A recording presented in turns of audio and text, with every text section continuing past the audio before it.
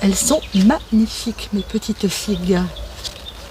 Coucou les amis, j'espère que vous allez tous très bien. C'est la fin de l'été et il est temps de bouturer vos arbustes. C'est le meilleur moment pour le faire. Moi, je vais faire des boutures de ce magnifique figuier.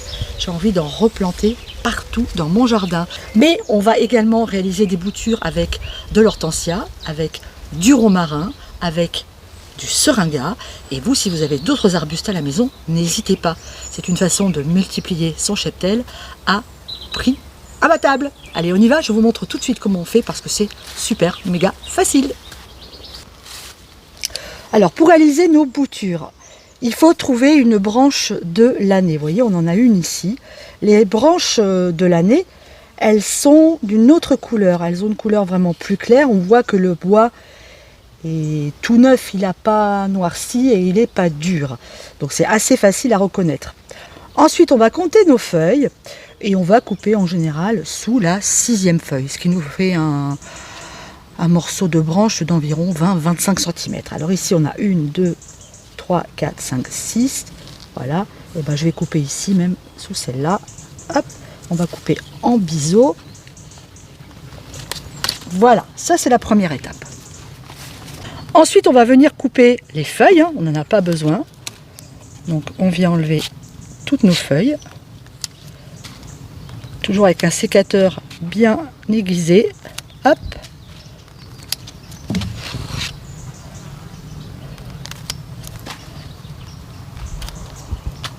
Voilà. Là, j'ai même une petite feuille qui se forme sur celle-là. Vous voyez ce petit lait que fait le figuier? Eh bien, ce lait-là, vous pouvez l'utiliser si vous avez des verrues. Tous les jours, vous en mettez sur vos verrues et vous verrez, c'est absolument magique. Elles disparaîtront toutes seules. Alors maintenant, eh ben, on va venir faire une petite incision ici, au bout de notre branche. Hop. Et on va pouvoir la mettre dans le terreau. Ensuite, on remplit donc nos pots de terreau. On vient faire un avant-trou ici. Et on va mettre nos branches de figuier. Hop. Jusqu'au fond, on tasse,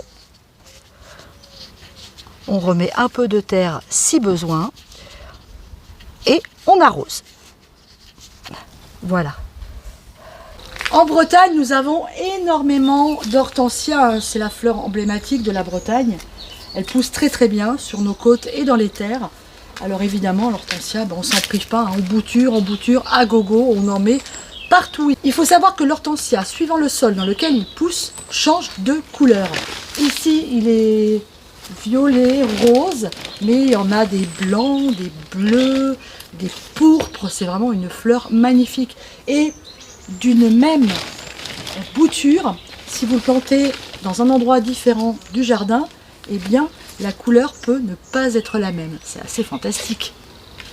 Pensez à noter sur le pot ce que vous venez de bouturer. Une fois que vous avez terminé, pensez surtout à bien arroser toutes vos plantations.